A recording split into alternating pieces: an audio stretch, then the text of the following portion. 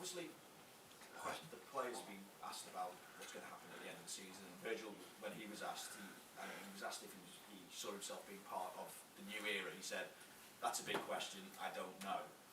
Obviously, he's got 18 months on his contract. Mo's got 18 months on his contract. Trent's got 18 months on his contract. Is there a danger that the group that you're really excited about and really excited about their potential, is there a danger that it could break up a little too quickly and not realise its full potential?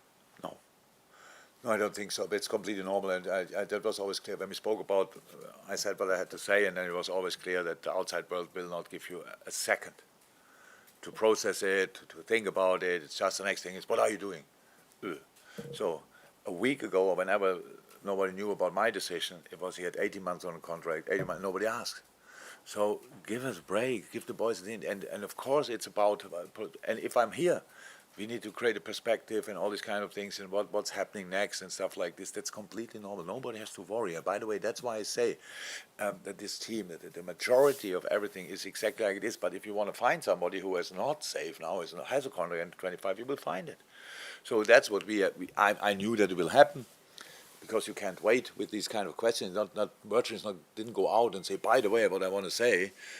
So it's always about the questions, and we always need to answer these kind of things. And write what you want. This club is stable, 100%, and everything will be fine. I'm 100% sure.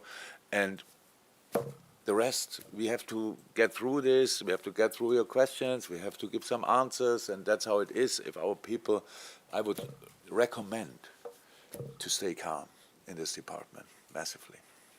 The reason I asked though as well is because obviously fans will have their concerns, because they'll be fearful as to what will happen in the future as well. Very often the fans' concerns are not as big as the media might think, because you underestimate the IQ of our supporters, I think. It's just they know that these kind of things come up. It's just completely normal. So there's nothing to worry about in this moment in time. We are in this season, and all these talks could be part of the possible destruction about this season. So, and that's in all seasons the same. If you know the manager of the next season or not, it's always the same. In a moment, well, what do you make of that? And the boys have to think about things. That's human right. That's what you have to do, what you should do. That you just, before you make a decision about whatever, you think, and that's completely normal. So the focus will be Chelsea. Yes. Then Arsenal. Yes. What difference do you see in Chelsea now compared to the one that you drew with? Oh, much more settled. Of course, it's a much better. They play really good stuff. It's a really good team. I think nobody, outstanding manager, obviously, and nobody was ever in doubt about that. So I'm not 100% sure, but I think it's a team in form, like points wise. They won the majority of the games recently. So yeah, and we played them in the first match day, and obviously there we were not great that day, and they were pretty good, and we got a draw, which was fine for us that day. We were not over the moon with our performance, but the point was all right. So we have to do better, but we are different as well since then, and that's the good news. On Chelsea, you say that they're completely different now. What do you see different in the way they approach the game, in the way they play generally?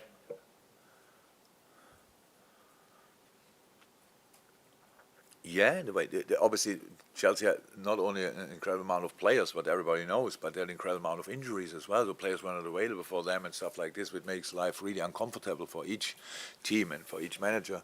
So I think now that they have the core group together, they have the midfield they want to play. They have probably the last line they want, because of besides Reece James. Up front, they have to play on the pitch they want to play. So that's Chelsea now. And for a long time they couldn't line up like that, and that's obviously very different. And that's why, if you go through the team, it's a really, really good football team, and doesn't.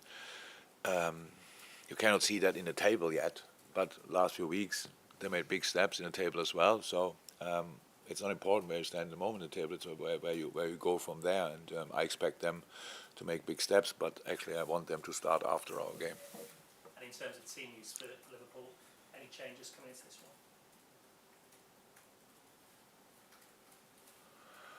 one? Maka trained yesterday, so he should be fine. Thiago trained first time, which was an incredible moment after all the months he couldn't, and then training the level he trains, but he needs time. But it's anyway a wonderful sign for yesterday. No, nobody out. The other boys are still in. Thank you. Welcome.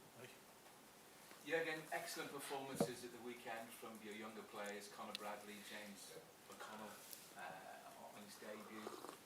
You've got some of your bigger hitters coming back now after injury. So how do you manage the progress of the young players that have come in and done really well? And they will always benefit more from playing more matches with the needs of, obviously, your players coming back after injury that are generally, a big part and parcel of what you do. Yeah, but a 19-year-old boy doesn't need week in and week out a Premier League game to develop. So he developed to the level he is now without playing Premier League before. So it's just about that. We don't have to bring a rush in now. Just a wonderful sign, wonderful for James as an example, wonderful for his family. I think he told me first he had 9 tickets for the game, and afterwards he said about 20 people. I don't know how he brought them in. So it's just wonderful that he's ready to do that. I knew it before. He could have come on in the games before, but then it was slightly different positions. So Bobby came on, 18 years old, Bobby Clark. So for these boys, everything what happened this year so far is absolutely outstanding and top. Gives them exactly the right informations that they have to improve still, and have obviously most time to do so is absolutely fine. But that the whatever so-called big guns are coming back doesn't have any influence on their development. If they only could develop, if they play 20 Premier League games in a row, they would not be the talent they are. So it's all fine. And does the situation when you look at how well the younger players have come in, and Conor Bradley in particular, does that offer? Why is Kwanzaa never mentioned in this moment? I just don't get that. It's all fine. I love Conor as well, but it's always Conor, and Kwanzaa turned 21 yesterday. More specific towards Conor because It just happens anyway, constantly. You're not the only one. I'm just surprised about it. But fine. Do you want to talk about Conor? Love talking about Conor. does that offer hope to people like Calvin Ramsey, whose loan spell so far hasn't gone well? He's got a new club now. Conor Bradley did fantastically well on his loan spell and has made it into the first team. So does that offer real hope for Calvin? Yeah, of course. But you cannot compare. Now it's a loan spell for one work out, for the other one not. So now, for example, yesterday I had Owen back in my office. Is that already official? Owen? Is he? So that he will go back on loan again? Yeah, it's official. Okay, good. So and I'm so happy how so Owen as well, like Calvin, had a previously a difficult loan spell. So didn't play in Portugal, came back then here. I think was he at Bolton as well? Conor was at Bolton. And Owen as well. Bolton, yeah. Owen as well. So, and didn't play there as well. And then we were all like, how can that happen? Because we really think highly of him. So goes to Scotland, is playing there, and it gave him a massive boost. Arrived here and looked like a man. Really, left back, buff, really ready to go. But now, here the other boys are coming back. We have the opportunity to give him that time again. Makes sense. Same Calvin. Problem is that Calvin was too often injured. It's a horrible run of bad luck, I would say. Started when he arrived here, had his back problem, out for half a year, came back, knee problem, gone on loan, another problem. So that has to stop at one point, and then everybody can see how good Calvin can be. But now he needs consistent training for the body, and then of course playing time as well. I had to get used to that over the years, to these loan things, and it didn't work out always, but in a lot of moments it worked out really well, and especially Conor, you're right, is a very good example that it helped massively, even when we know already before he went on loan that Conor will end up in our first team. Carl? Hi. Just to go back to the player contract thing, there's so much going on at the club and no sporting director. How much involvement will you have between now and the end of the season? There's no need to have an impact. It's completely normal. So there was the decision the club knew about my departure already for a while. Now they could have sort of used the time and tie the players down, and then then I say, by the way, I'm not here anymore, and then I say, hey, well, nobody told us that. You cannot work like this, really, especially not with the relationship we have. There's enough time to do everything. These players love to be here. Don't forget that. It's not that they are out on 1 foot out, that they want to know a little bit about perspective, but that's there and that will happen, and it will happen especially behind the scenes. And the only annoying part is you. Because everything is fine just because we have constantly answer questions. It sounds like but what's going on there? Why they don't do that? Why they don't do that? Why they don't do that? Because especially the important things, need time. So it's all fine. Don't worry. You can worry just for you at home. Don't worry. It's fine. The boys love this place. I know that for fact. And the rest, when will what happen, we will see. Any more? Will, this one? See how Mo's getting on, Jurgen, in terms of recovery, and obviously Egypt go on to the Cup of Nations, that take a little bit less pressure off him to get back really quick.